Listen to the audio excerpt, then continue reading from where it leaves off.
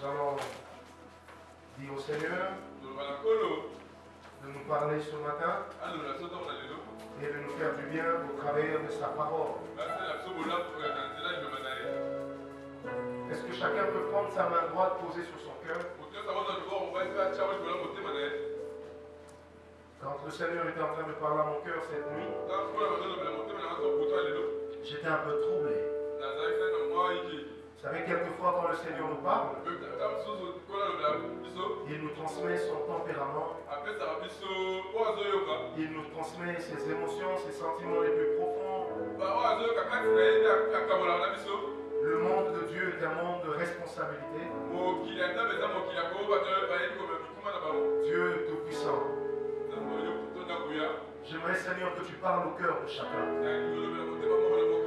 Seigneur, tu connais les cibles de ta parole. Nous voulons tous nous constituer cibles. Notre prière ce matin, c'est que toi tu t'adresses à nous au travers du serviteur. Et le peu de valeur que je tirerai de cela, c'est celle que tu voudras bien m'accorder. Merci de glorifier l'agneau parmi nous.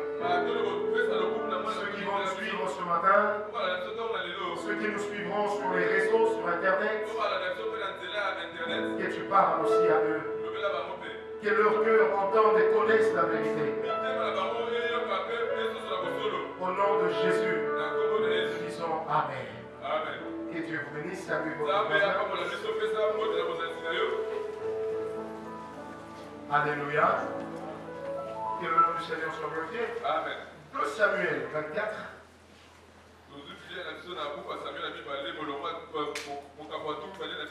De Samuel 24. Nous prendrons du verset 1 au verset 4. Ensuite du verset 11 au verset 25.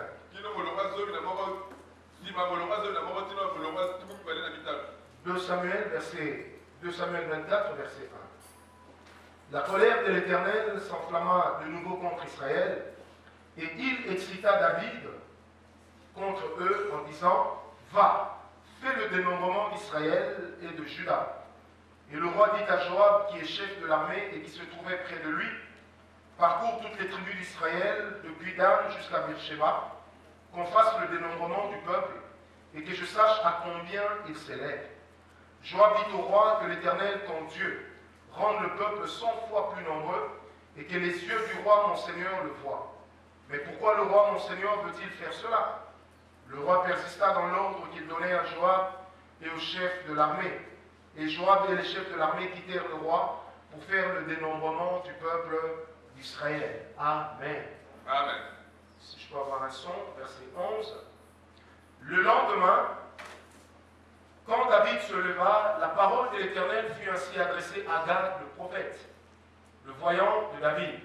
Va dire à David, ainsi parle l'Éternel: je te propose 3 fléaux. Amen. Amen. Je te propose 3 fléaux. Un peu comme si Dieu voulait dire: je te propose 3 punitions. Amen. Il dit: je te propose 3 fléaux. Choisis-en un et je t'en frapperai. Amen. Gad alla vers David et lui fit connaître la chose en disant: veux-tu 7 années de famine dans ton pays, ou bien 3 mois de fuite devant tes ennemis qui te poursuivront, ou bien 3 jours de peste dans ton pays? Je reprends. Veux-tu 7 années de famine dans ton pays, ou bien 3 mois de fuite devant tes ennemis qui te poursuivront, ou bien 3 jours de peste dans ton pays? Maintenant choisis et vois ce que je dois répondre à celui qui m'envoie. David répondit à Gad: je suis dans une grande angoisse. Oh, tombons entre les mains de l'Éternel, car ses compassions sont immenses, mais que je ne tombe pas entre les mains des hommes. L'Éternel envoya la peste en Israël depuis le matin jusqu'au temps fixé, et de Dan à Beersheba, il mourut 70 000 hommes parmi le peuple. Comme l'ange étendait la main sur Jérusalem pour la détruire, l'Éternel se répandit de ce mal et il dit à l'ange qui faisait périr ce peuple, assez, retire maintenant ta main. L'ange de l'Éternel était près de l'air d'Arabna, le Jébusien. David, voyant l'ange de l'Éternel qui frappait parmi le peuple, dit à l'Éternel, voici, j'ai péché, c'est moi qui suis coupable, mais ces brebis qu'ont-elles fait? Que ta main soit donc sur moi et sur la maison de mon père. Amen. Ce jour-là, Gad vint auprès de David et lui dit, monte et lève un autel à l'Éternel dans l'air d'Arabna le Jébusien. David monta selon la parole de Gad, comme l'Éternel l'avait ordonné. Arabna regarda et il vit le roi et ses serviteurs qui se dirigeaient vers lui. Et Arabna sortit et se prosterna devant le roi, le visage contre terre. Arabna dit, pourquoi mon seigneur le roi vient-il vers son serviteur? Et David répondit, pour acheter de toi l'air et pour y bâtir un autel à l'Éternel, afin que la plaie se retire de dessus le peuple. Arabna dit à David que mon seigneur le roi prenne l'air et qu'il y offre des sacrifices qui lui plaira. Vois, les bœufs seront pour l'Holocauste et les chars avec l'attelage serviront de bois. Arabna donna le tout au roi et Arabna dit au roi que l'Éternel ton Dieu te soit favorable. Mais le roi dit à Arabna, non, je veux l'acheter de toi à prix d'argent et je n'offrirai point à l'Éternel mon Dieu des holocaustes qui ne me coûtent rien. Et David acheta l'air et les bœufs pour 50 cycles d'argent. David bâtit là un autel à l'Éternel et il offrit des holocaustes et des sacrifices d'action de grâce. Amen. Alors l'Éternel fut apaisé envers le pays et la plaie se retira. Est-ce qu'on peut acclamer la parole du Seigneur? Alléluia. Alléluia. Ce matin, j'aimerais que nous puissions parler sur le cœur et ses défis. Le cœur et ses défis. Ou si vous voulez, les défis auxquels le cœur de l'homme fait souvent face.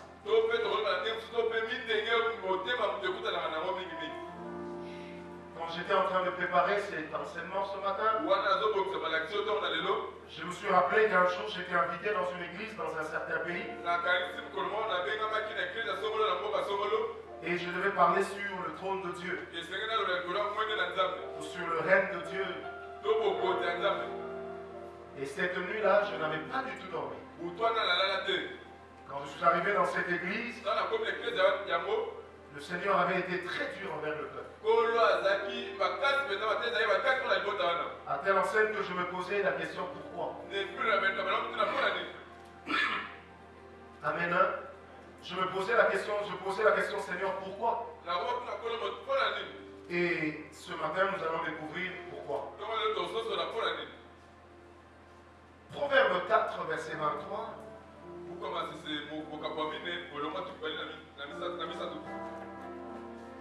Je connais ce verset par cœur parce que j'en connais les dégâts.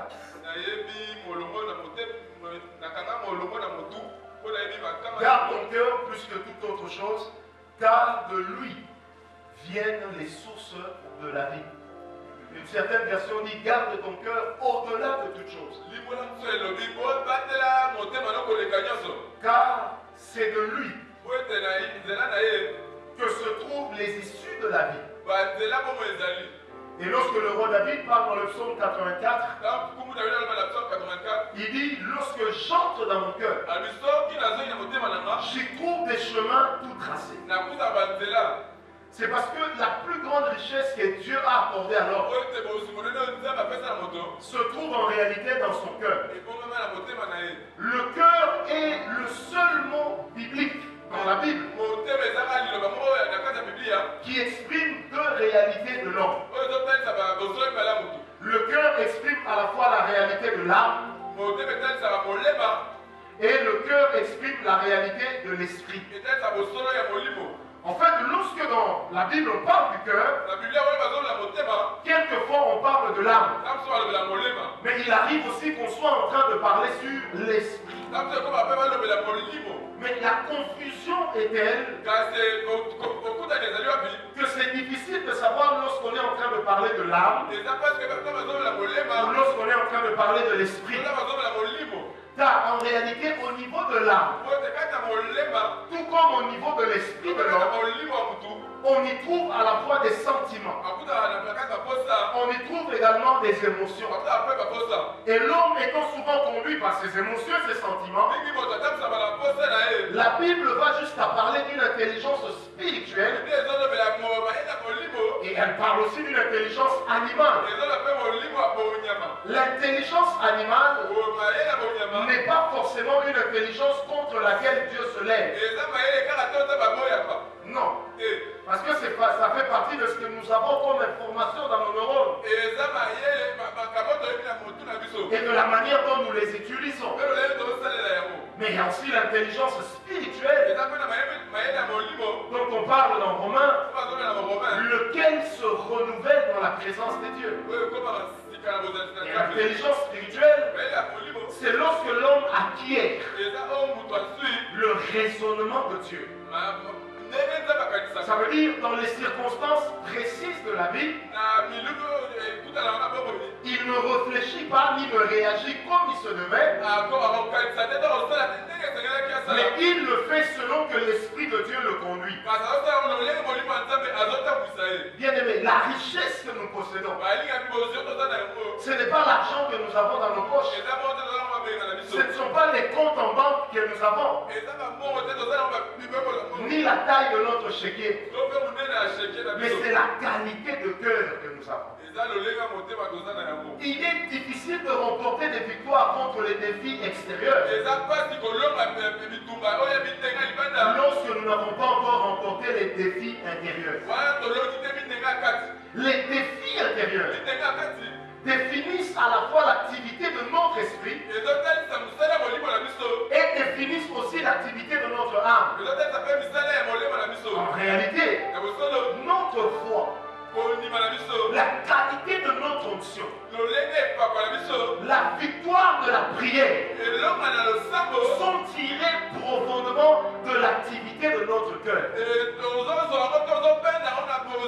Autrement dit, tel sera ton cœur, telle sera aussi la réaction de Dieu par rapport à toi. La foi, elle est liée à la fois aux deux facultés de l'homme. À la fois aux choses auxquelles son esprit croit et aux choses sur lesquelles son âme espère. Est-ce que quelqu'un me comprend? Amen. Aujourd'hui, nous nous posons la question, pourquoi Dieu n'exauce plus comme auparavant? Un homme m'avait même dit, Dieu n'agit plus comme avant. Dieu n'a pas changé. Mais c'est le cœur de l'homme qui est en pleine mutation. Et l'Esprit de Dieu me disait ceci, que dans chaque cœur de l'homme, étant donné que le cœur a réuni l'âme et l'esprit, Dieu trône à la fois sur le cœur, pardon, sur l'âme et sur l'esprit. Et lorsque Dieu établit son règne dans l'esprit de l'homme, ce règne se tend jusque dans l'âme.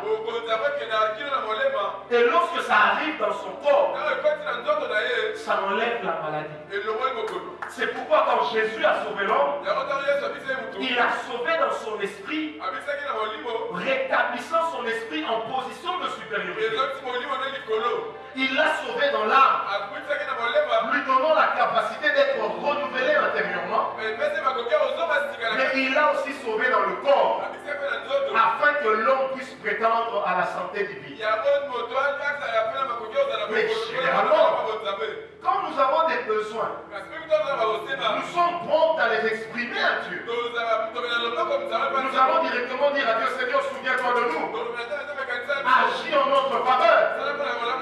En réalité, nous sommes généralement pressés de voir Dieu intervenir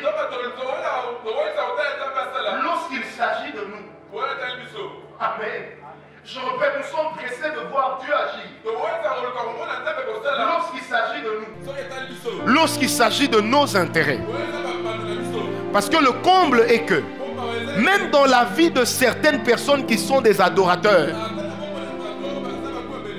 l'adoration ou le trône de leur cœur, Dieu ne l'occupe que saisonnièrement. Parce qu'il y a encore des chrétiens remplis de l'esprit, parlant en langue, mais dans la vie desquels Dieu n'a pas la priorité.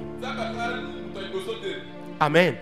Quand Dieu n'est pas une priorité pour nous et que Dieu devient une option, ça veut dire je peux m'adapter à Dieu. Si c'est que Dieu veut, me plaît. Mais au cas où c'est que Dieu veut ne me plaît pas, je fais de Dieu une option. Est-ce que quelqu'un me comprend? Dès lors que Dieu devient une option, nous exaucer aussi devient une option.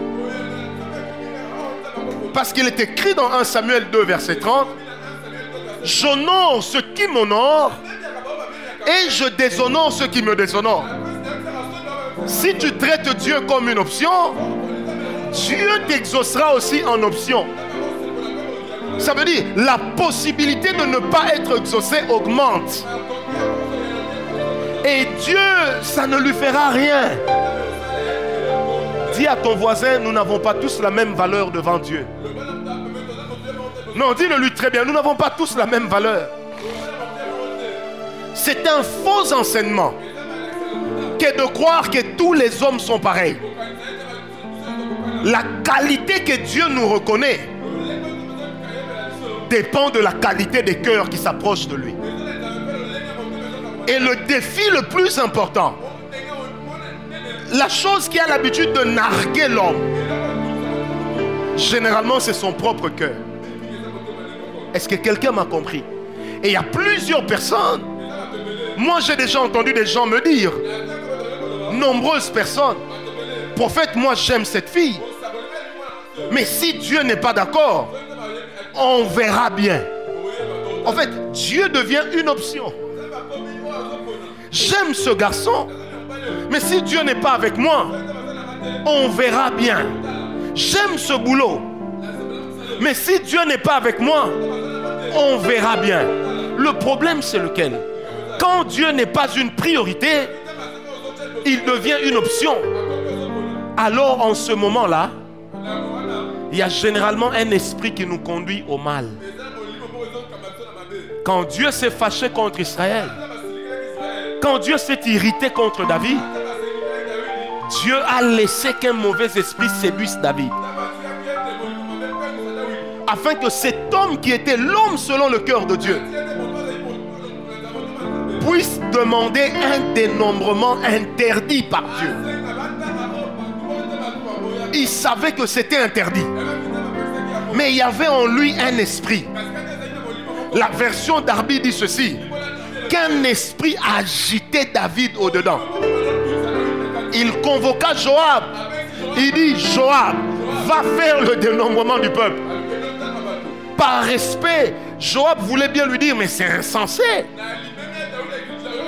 Il dit, roi, même si ce peuple est grand, qu'il devienne encore 100 fois plus nombreux. La Bible dit, le cœur de David persista. David ordonna le dénombrement. Mais ce que j'aime bien, c'est que la Bible dans Lui 2 21 va ajouter ceci. Que quand Joab et les autres sont partis faire le dénombrement, le cœur de David s'est mis à bouger au-dedans de lui. Mais David ne s'est pas arrêté. Amen. Le cœur de David s'est mis à trembloter, à tressaillir. Mais David ne s'est pas arrêté. Combien de fois est-ce que nos cœurs n'ont-ils pas déjà dit non, mais nous nous sommes entêtés? Combien de fois lorsque tu veux faire quelque chose pour Dieu, ton cœur te dit fais plus, ta tête te dit non, j'ai des besoins. Combien de fois dans nos vies est-ce que nous avons l'impression que au-dedans de nous, il y a quelque chose qui nous dit que ce que je vais faire est mal? Mais notre tête nous dit, tu es encore jeune, tu peux le faire. Et comme disait un homme, je suis jeune, j'ai droit aux erreurs. J'avais répondu à cet homme, tu as droit aux erreurs, mais tu as aussi droit aux conséquences de tes erreurs. Le problème, c'est lequel? C'est que dans le cœur de la plupart d'enfants de Dieu, et même de serviteurs de Dieu, sur le trône qu'il y a dans nos cœurs, l'homme qui est assis dessus, il s'appelle Dieu, mais il porte notre visage. Quand nous disons Dieu, tu es grand, en fait c'est par rapport à nous. Quand nous disons Dieu, tu es fort, c'est parce qu'il nous a sortis d'une situation. Le problème, c'est lequel? Sur le trône de nos cœurs, le Dieu qui est assis dessus, généralement il porte nos visages. C'est pourquoi il est obligé de faire notre volonté. Et lorsque nous dirigeons nos vies comme nous voulons, en fait nous montrons à Dieu, Seigneur, moi d'abord, toi après. Dans combien de nos vies est-ce que nous n'avons pas déjà transformé Dieu en domestique? Nous n'avons pas déjà transformé Dieu en petit bitinda? Dans combien de vies de chrétiens Dieu n'a-t-il pas déjà été transformé en coursier? Ça veut dire, nous recourons à lui. Quand nous avons un besoin, nous recourons à lui. Quand nous avons un objectif à atteindre, nous recourons à lui. Quand nous avons un désir à satisfaire. Parce que dans la vie de certains enfants de Dieu, et il y en a de plus en plus aujourd'hui, Dieu est devenu un garçon de course. J'aimerais dire à quelqu'un, Dieu ne sera jamais le garçon de course de quelqu'un. Combien de fois est-ce que dans nos vies, quand il s'agit des besoins de Dieu et de son œuvre, nous nous rétractons? Vous savez, moi dans ma vie, je connais des gens, même s'ils t'offrent 10 $, ça ne sera jamais parce que ta tête lui plaît. Mais ça sera toujours une offrande par laquelle il espère obtenir quelque chose. Ça, c'est la mentalité de ceux qui ont transformé Dieu en coursier. De ceux qui se regardent eux. Dieu après. Je posais la question à un couple un jour. Quand vous opérez le choix de votre maison, quand vous opérez le choix de votre voiture, qu'est-ce que vous faites des besoins de Dieu dans votre vie? Est-ce que Dieu a la première place? Ou c'est vous-même qui avez la première place? Malheureusement, frères et sœurs, il se trouve que dans nos vies, Dieu a de plus en plus la deuxième place. Et ce matin, Dieu voudrait dire à quelqu'un, ça en est trop. En 2006, j'étais en train de dormir. Avant de dormir, je pensais à un pasteur. Et je disais à Dieu, Seigneur, tu es grand, tu es bon. Tu lui as donné beaucoup d'argent. Donne-moi aussi. Et la nuit en dormant, je vois un ange m'apparaître. Et il me parlait au nom de Dieu. Et en substance, il me dit ceci. N'envie pas cet homme. L'argent qu'il a, ce n'est pas moi qui lui ai donné. Il n'a pas non plus pris ça dans l'occultisme. Mais son cœur a arraché ça. Au moment où je ne voulais pas le lui donner. Et le Seigneur me l'a dit. Plusieurs années après, j'apprendrai, pasteur d'une grande église. Mais à l'église, on a interdit à tous les prédicateurs de prêcher sur la sanctification. On interdit à tous les prédicateurs de prier même pour les partenaires. Parce que ce sont des privilégiés. Ils donnent l'argent à l'église.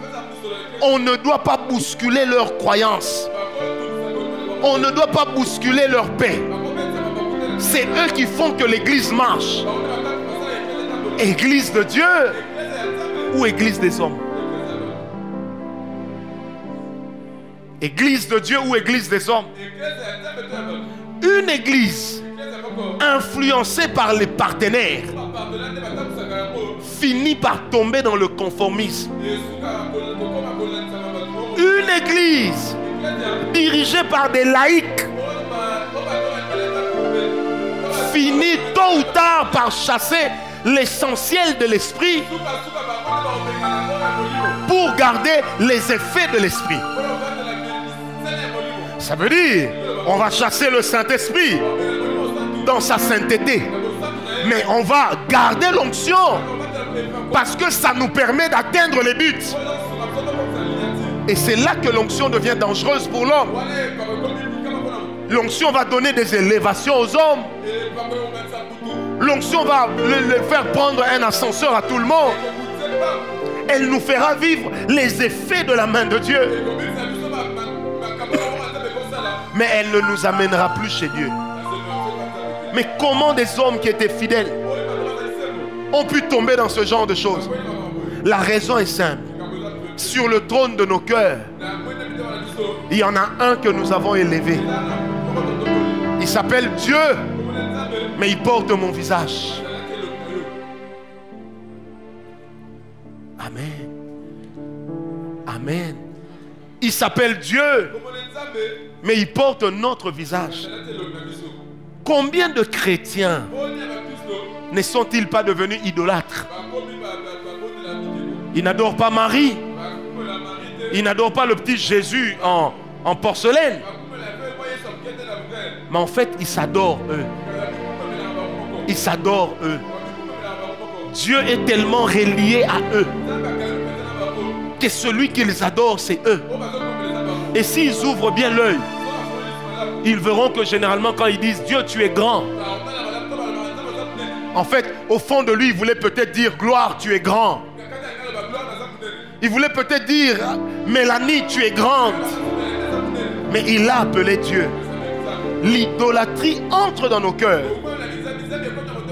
dès lors que Dieu perd la première place. Et dans la vie de beaucoup d'enfants de Dieu, il y a longtemps que Dieu a perdu la première place. Et il est de ces choses qui nous montrent que Dieu a perdu la première place. De plus en plus de chrétiens sont devenus des escrocs en cravate, parlant un bon français. Jamais avoir escroqué l'homme. Mais la personne qui s'escroque, c'est Dieu. Et il y a beaucoup d'escrocs de Dieu qui escroquent Dieu à cause de l'idolâtrie qu'il y a dans leur cœur. Est-ce que quelqu'un est avec moi? Lorsque l'idolâtrie s'élève dans le cœur de l'homme, l'homme lui-même remplace Dieu. Et l'homme tombe dans l'escroquerie. Il ne croit plus aux capacités de Dieu. Et pourtant, lorsqu'il en parle, il les évoque. Combien aujourd'hui de serviteurs, combien de chrétiens ne sont-ils pas des escrocs? Un jour, une sœur m'a écrit. Elle m'a dit, prophète, ce mois-ci et les 2 mois qui vont suivre, je ne vais pas payer la dîme. Parce que je travaille sur un projet. Et une fois que le projet sera fini, je paierai la dîme. Alors maintenant je lui écris, mais pourquoi tu me dis ça? Elle me répond, pour que tu en parles à Dieu. Je lui dis, j'en ai parlé à Dieu. Il m'a dit, il y a longtemps que tu as arrêté de payer ta dîme. Elle me dit, mais le mois passé j'avais payé. Je lui ai encore écrit, Dieu m'a dit de te dire, il y a longtemps que tu as payé ta dîme. Elle me dit, comment ça? Je lui dis, à chaque fois que tu as payé ta dîme, tu as murmuré après. C'était une corvée. Parce que tu as cru qu'avec ta dîme, tu as acheté la bénédiction. Alors, il y a longtemps que Dieu a cessé de t'exaucer. Je lui dis, écoute, au lieu de faire 3 mois, je te propose de faire 3 ans. Amen. Combien dans nos propres vies, en commençant par moi qui vous parle, n'avons-nous pas déjà dit, d'abord moi, Dieu après. D'abord moi. Nous avons développé un égoïsme. Et cet égoïsme-là ne s'exprime pas envers nos femmes. Ne s'exprime pas à l'égard de nos enfants. Mais nous avons rendu Dieu victime. Parce que notre égoïsme, Dieu m'a béni. J'ai pris la bénédiction. J'ai mis Dieu dehors. Et le jour où ça va coincer, je reviendrai au pied de Dieu en disant, Seigneur, bénis-moi encore. Pourquoi as-tu arrêté de me bénir? Je suis un homme, une femme fidèle. La fidélité ne définit pas des domaines précis. La fidélité doit s'étendre sur tous les domaines. Donne-moi un amen bien. Je répète, la fidélité doit s'étendre sur tous les domaines. Elle ne choisit pas les domaines. Non, elle n'opère pas un choix. Elle s'abandonne à tout. Si je suis fidèle à Dieu, je serai fidèle dans mes tâches à l'église. Je serai fidèle dans mes offrandes. Je serai fidèle dans mes dîmes. Je serai fidèle dans mes actions de grâce. Je serai fidèle dans mes contributions. Je serai fidèle. Je serai fidèle. Je serai fidèle. Je n'ai pas à définir les domaines. Sinon, Dieu peut commencer à te bénir avec beaucoup d'enfants. Mais il ne te donne pas l'argent pour les élever. Tu diras, Seigneur, tu m'as abandonné. Le problème, c'est que quand Dieu fait le reproche, il est très peu de personnes qui entendent cette voix. Il y a certains ici qui se plaignent. Il y a des gens qu'on a engagés après moi. Ils ont plus de grade que moi aujourd'hui. Il y a des gens qui ont commencé les affaires après moi, mais qui sont en train de me dépasser. Mais Seigneur, qu'est-ce qui se passe? Je suis fidèle. J'ai fait un choix. J'ai défini les domaines de ma fidélité. Le problème, la liberté que nous nous donnons, c'est la même liberté que nous refusons à Dieu. Si tu fais le choix de définir le domaine de ta fidélité, donne aussi à Dieu le temps de définir le domaine de sa fidélité.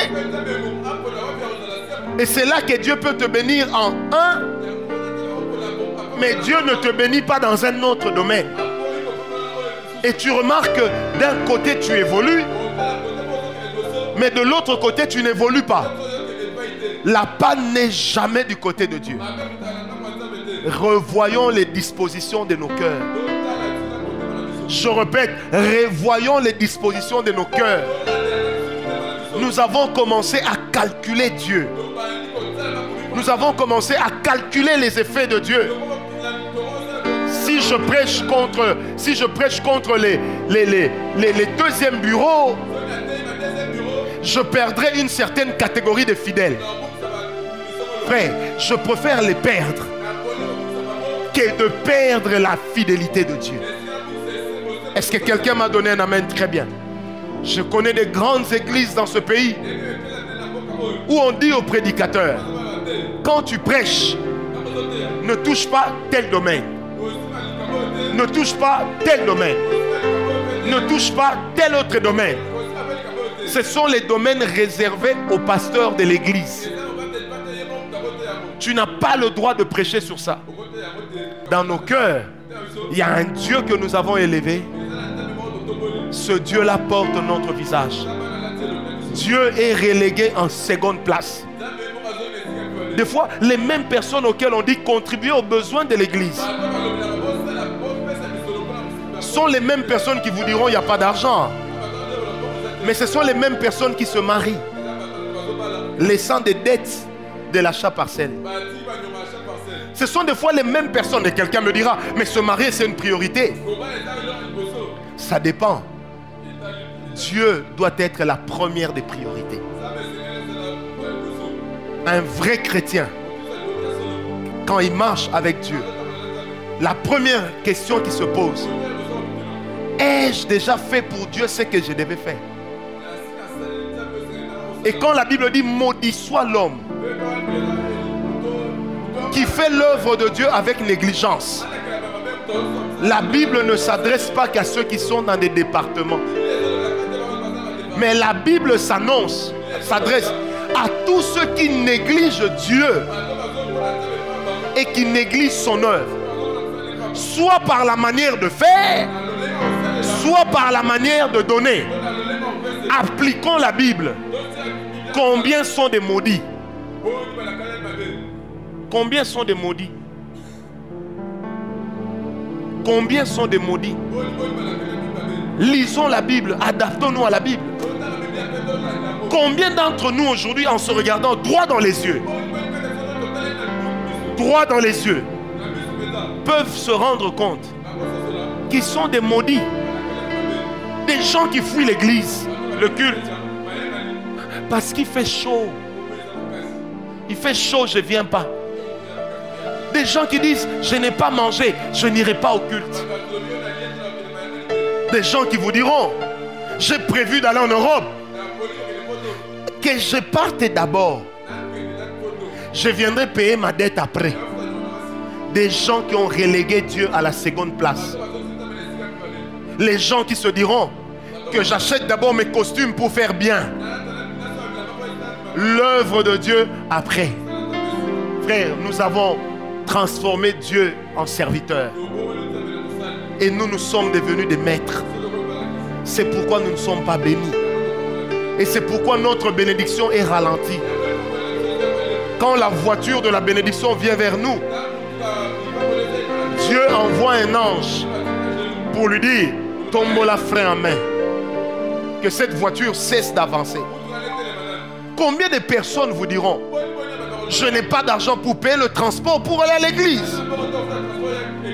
Mais la même personne, dites-lui qu'il y a un deuil en famille, elle va remuer ciel et terre.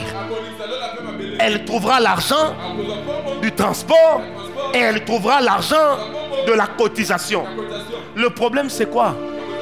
Dieu a la deuxième place dans nos cœurs. Est-ce que quelqu'un me donne un amen? Très bien. Je disais, est-ce que quelqu'un me donne un amen? Très bien. Et la chose que Dieu a contre nous ce matin, c'est qu'il y a beaucoup de vies dans laquelle des hommes sont remplis d'onction, mais ils ont cessé d'être remplis de Dieu. Dieu et l'onction ne sont pas la même chose. L'onction est un objet. L'onction est un objet. Dieu est une personne. Combien d'entre nous sommes-nous prêts à dire: Seigneur, d'abord toi? Vous savez, j'étais en train de prier Dieu. Je disais: Seigneur, mais pourquoi nous n'arrivons pas à réunir tout l'argent pour l'achat parcelle? La réponse que le Seigneur m'a dit: Francis va dire à l'église qu'elle est remplie des escrocs, des gens qui m'escroquent. Il m'a dit clairement, il dit: ce n'est pas que je ne les ai pas bénis, mais je les ai bénis. Eux ont refusé de me retourner ce qui me revient. Il y a des gens auxquels Dieu a donné des milliers et des milliers de dollars dans cette église, mais qui ont donné à Dieu des cacahuètes. Il y a des gens que Dieu a bénis. J'assume ce que je dis, parce que celui-là me l'a dit. Et ça ne s'arrête pas qu'à nous ici. Ça s'étend dans plusieurs églises. Aujourd'hui, celui qui donne beaucoup dans l'église, il veut que les gens sachent que c'est lui qui donne beaucoup. Or, il est écrit dans cette vieille Bible que c'est que ta main droite fait, que ta main gauche ne le sache point. En vérité, celui qui donne beaucoup, il donne pour être acclamé. Il donne pour que les gens sachent que l'église, c'est d'abord lui. Quand il y a des questions d'argent, c'est d'abord lui. La Bible dit, c'est que ta main droite a fait, que ta main gauche ne le sache pas. Est-ce que quelqu'un est avec moi? Mais la même Bible ajoute, maudit soit celui, j'aime bien, quiconque. Quiconque veut dire qu'il n'y a pas de tarif préférentiel. Ça peut tomber sur n'importe qui. Et il y a beaucoup d'enfants de Dieu qui traînent une malédiction derrière eux. David a dit à Gad, je préfère tomber entre les mains de Dieu. En fait, c'était une manière de dire, personne ne saura que de tomber entre les mains des hommes. La peste a tué 70 000 personnes. Mais Dieu lui a proposé 3 mois durant lesquels il fuirait devant ses ennemis. Il a préféré que les hommes meurent plutôt que lui ne soit couvert de honte. Mais un jour, Dieu ne lui a pas demandé la permission. Absalom l'a chassé du trône.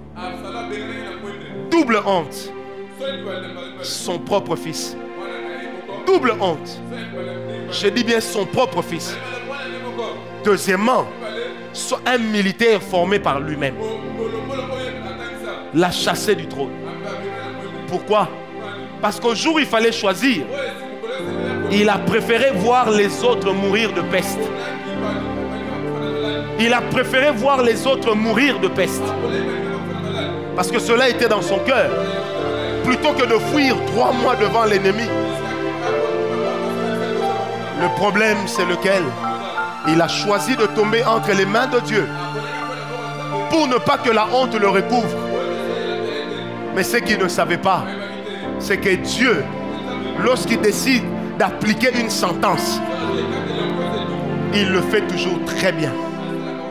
Heureusement que dans la Bible, Dieu a prévu le moyen d'échapper à une malédiction qui vient de lui-même.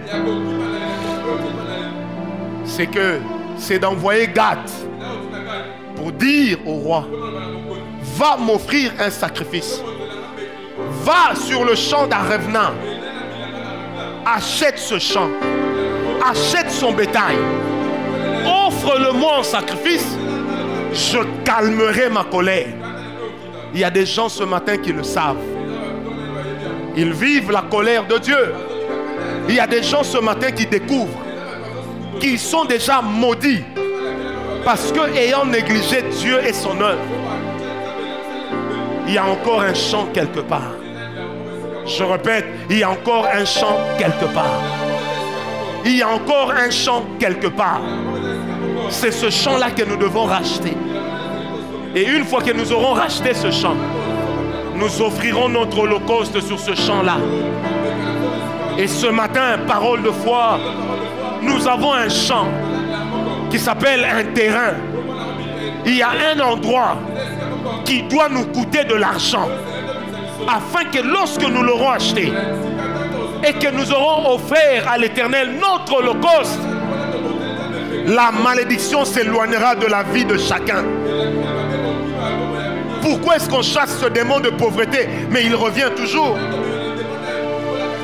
Tu jeûnes, tu pries, mais ce démon part, il revient. Tes affaires sont bloquées au même endroit. Ton travail est bloqué au même poste. Ton commerce est bloqué au même niveau. Le problème, c'est lequel? C'est que souvent nous refusons de voir la vérité en face. Et si c'était Dieu qui s'était opposé à nous, nous chasserons autant de démons que nous voudrons. La situation changera que par saison. Or, Dieu n'a jamais dit dans la Bible que je te bénirai par épisode. Mais il a dit, je te bénirai. Et je rendrai ton nom. Il a dit, je te bénirai. Frère, je sens l'Esprit de Dieu me le dire. Il y a beaucoup de gens ici qui sont appelés à être des grands, qui sont appelés à dominer, qui sont appelés à exercer l'autorité. Que ce soit dans le domaine politique, dans le domaine social et même dans le domaine spirituel et culturel. Il y a des gens qui sont appelés à être des grands, mais ils ne le deviendront jamais tant que la malédiction de Dieu les empêchera d'avancer. Depuis que tu as commencé à sacrifier Dieu et son œuvre, qu'est-ce que tu as déjà eu?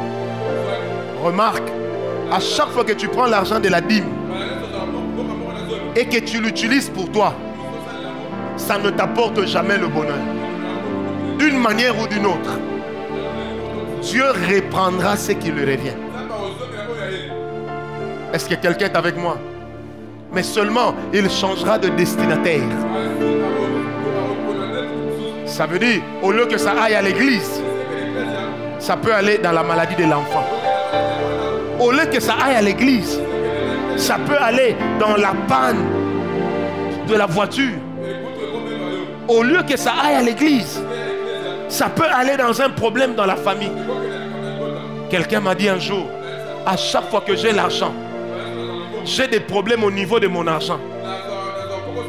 Je le dis parce qu'à chaque fois que tu as l'argent, tu as déjà des calculs pour ton argent.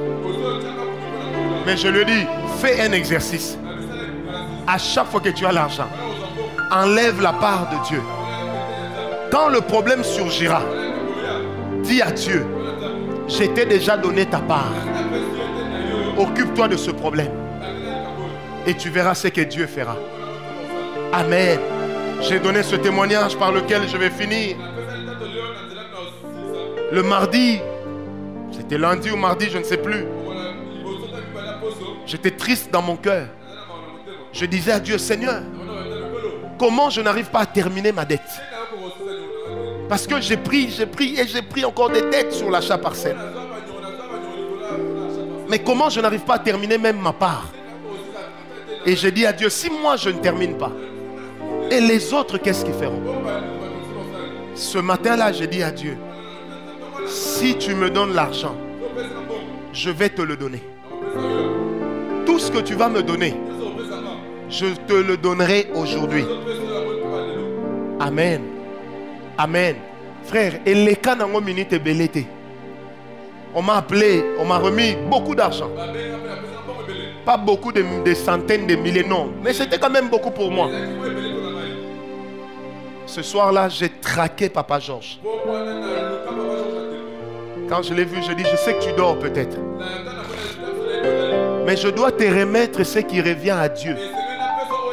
Avant que chez moi à la maison, qu'on puisse me rappeler que je n'ai pas encore payé le minerval des enfants.